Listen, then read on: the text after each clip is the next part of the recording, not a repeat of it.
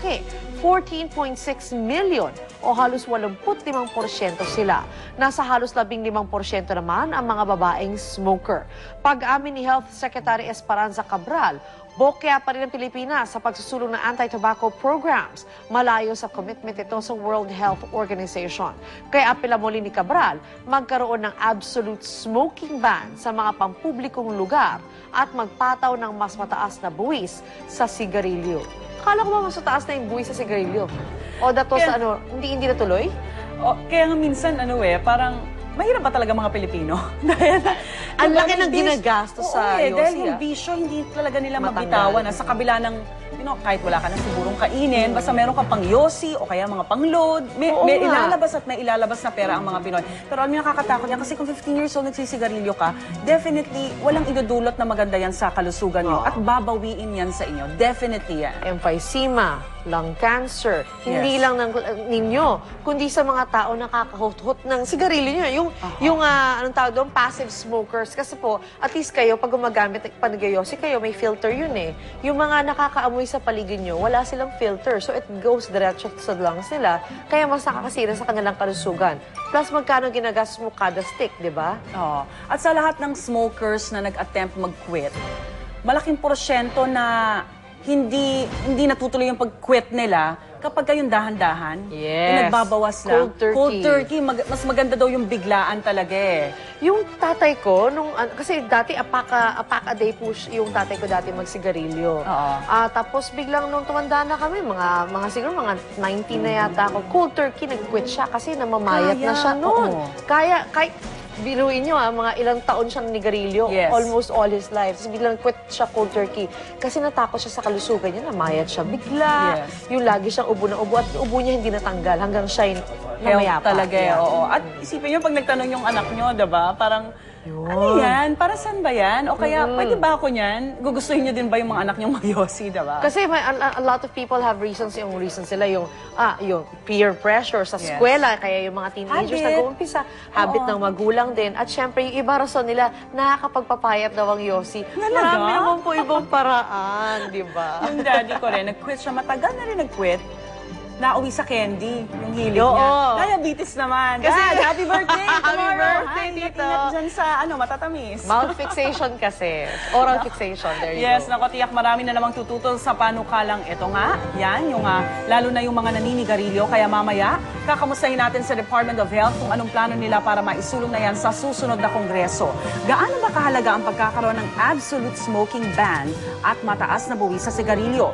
At ito ba talagang epektibong solusyon para masupo ang bisyong ito? Yan at marami pang nagbabagang issue kaugnay niyan, ating pag-uusapan sa Talakayan with Igan. Agree ako sa smoking ban sa public areas. Yun na yun. Okay, congratulations naman sa ating mga bagong pulis! Congratulations! 198 silang nagsipagtapos ngayong taon sa Philippine National Police Academy, ang class Mabikas. Ang kanilang valedictorian, si Inspector Cesar Ian Pinukal ng Cavite, proud na proud syempre ang mga magulang ni Pinukal, lalo na ang kanyang amang tricycle driver na nangumbinsi sa kanyang magpulis. Mas katangi-tangi pa nga ang batch ni na Pinukal dahil may kasabay silang graduate na kambal. Sila'y sina Inspector Ronnie at Rolly Aureliano. Sa Mabikas class, karamihan syempre pagpupulis ang piniling tungkulin.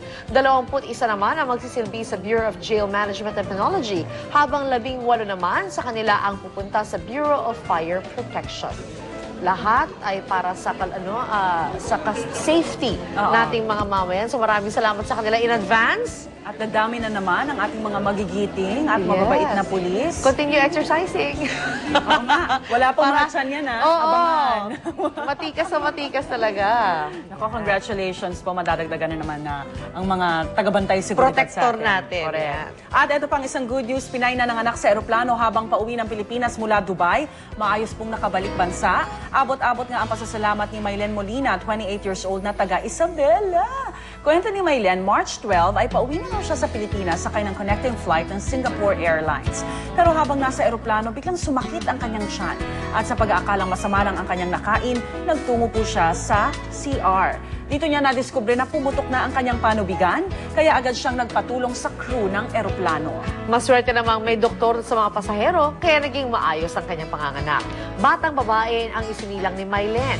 Ibinaba naman agad sa Singapore ang Pinay para matingnan sa ospital. Isang linggong nanatili si Mylen sa Singapore. Joy ang pinangalan ng OFW sa kanyang baby girl na unang nabigyan ng alias na SQ, ang airline code na sinakyan ni Mylen. Wow. Pero alam, nagtataka ako, gano'ng kaliitan siya niya na pinayagan pa siyang mag-board ng aeroplano kasi di ba there's a rule. 8 months siya. Kaya siya pinauwi din dahil actually yung plano niya mga anak dito sa Pilipinas. Oo. Naku, pero usually di ba 6 months yeah, na? exactly, may Bawal na. rule nga eh. So siguro maliit lang yung tiyan niya, hindi masyado halata or di ba, nagkaroon ba siya ng kasulatan mula sa doktor niya na hinayaan siyang umuwi ng Pilipinas kasi it's dangerous talaga eh. At buti na lang may Singaporean doctor on Yes, board kaya siya swerte. natulungan. At buti normal ka. Normal ang Actually, panganak, diba? paano kung First sasari baby. Oo. Okay. again. Congratulations. Diba? Ang baby Joy SQ. Oh, Yeah. why not? SQ. SQ. Bigatin at kaabang-abang naman ang ating mga showbiz balita. Tulad nitong magkahiwalay na kasong hinarap ng mga primetime actors ng GMA na si Richard Gutierrez at Aljur Abrenica na resolba na. At ang good news, pareho silang naabsuelto. At silipin ang sexy pictorial ng top 3 boys ng Starstruck 5 na sina Rocco, Enzo at Steven. Aba, dating na kaagad ang mga bagito. Abangan ang mga chikang yan tungkol sa ating mga kapuso hunks. Mamaya, dumadami ng mga hunks. Diba? Masaya yan. At ang ganda ng lugar na pinuntahan nila. Oo nga, fun. Topless is in sa boys. Sa boys. Sa boys. Saya-saya pag summer. At marami pa kaming balitang di nyo dapat palampasin mula naman sa abroad. Daan-daang artillery shells ng hinihinalang ginamit noong World War II na diskubre sa isang inaayos na kalsada sa Russia. Mga residente, pinalikas. At sa Australia, lalaking nagnakaw ng kotse at nakipaghabulan sa mga pulis, sugatan ng maaresto. Pero pagka-admit sa kanya sa ospital, muli siyang tumakas. Galing niya. Ng Australian police. Galing. Abangan ang lahat ng yan sa unang balita. Feeling ko gusto niya mag-suicide kasi to go, di ba? That far and that fast. Sa mga nakakalimot dyan, dahil sobrang busy at walang time na tumingin sa kalendaryo, aba, fun Friday na po at weekend na naman bukas. Ang saya-saya, di ba? Tara na mag-relax at mag-enjoy sa masayang weekend summer gimmick ng barkada. Kaya kung wala kayong plano dahil masyado kayong busy, naku-check niyo itong aming weekend summer destination suggestion na andyan lang po sa Bulacan. Tara na sa Jed's Island Resort kung saan nag-enjoy na sina Drew at Monica. Good morning!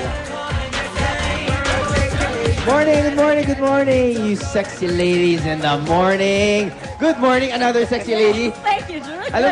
Alam mo kung di ako nagkakamali, parang ito yung pilot episode ng Party Pilipinas. Yes. Medyo sobra lang ang party this morning. Exactly. Nandito tayo ngayon, syempre live na live sa Jed's Island Resort sa MacArthur Highway. Dito lang po yan sa Kalumpit,